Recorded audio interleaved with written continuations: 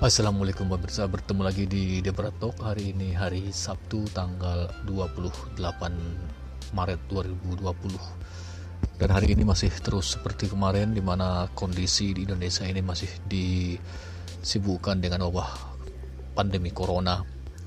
Dan hari ini informasi terbaru, jumlah korban di Indonesia adalah jumlah yang meninggal sudah tembus angka 100, di mana hari ini sudah 102 orang yang meninggal. Sementara yang terkonfirmasi hari ini adalah 1.105 atau bertambah 109 kasus. Sementara itu jumlah pasien dalam perawatan ada 994 orang, serta jumlah pasien yang sembuh ada 59 orang.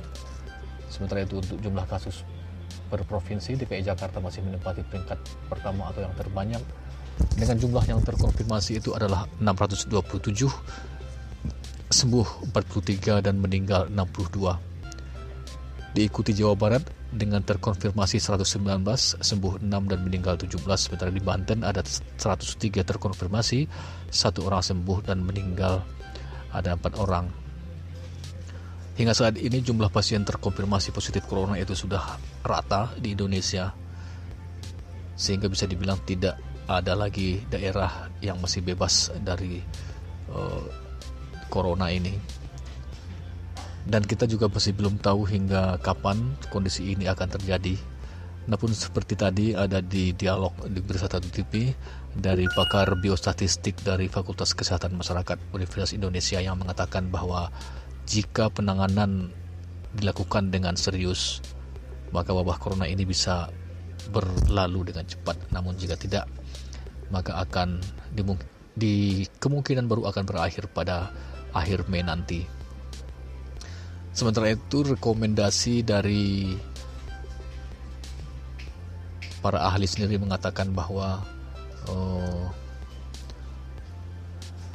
ada beberapa intervensi yang bisa dilakukan dalam hal mengatasi wabah corona ini, yakni intervensi rendah, yakni menjaga jarak sosial secara sukarela, kemudian membatasi kerumunan massa, kemudian intervensi moderat dengan tes massal, serta mengharuskan jaga jarak, penutupan sekolah dan bisnis, serta intervensi tinggi, tes massal, cakupan tinggi, dan mewajibkan jaga jarak sosial.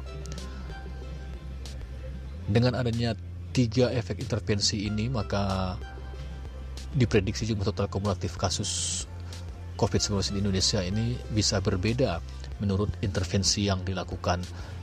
Dalam kajian mereka ini, tanpa intervensi, maka kemungkinan kasus ini akan melewati jumlah 2 juta kasus.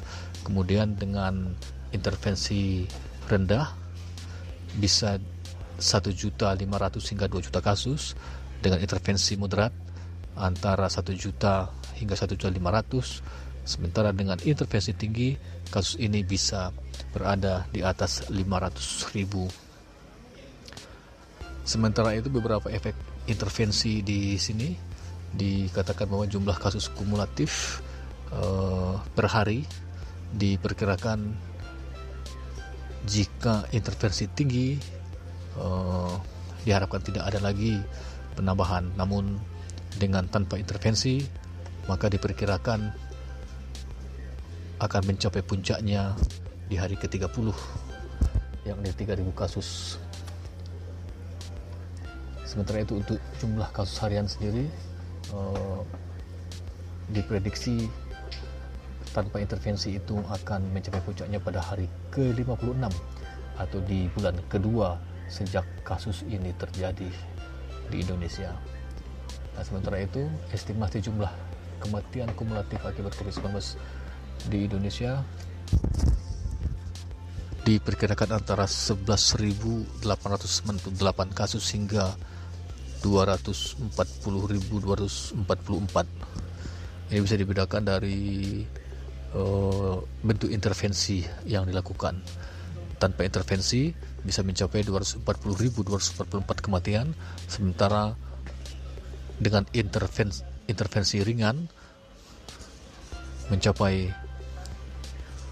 47.000 dan intervensi sedang 147.000 dan intervensi tinggi 11.000. Dan ada beberapa rekomendasi kebijakan yang dibuat oleh pakar biostatistik ini.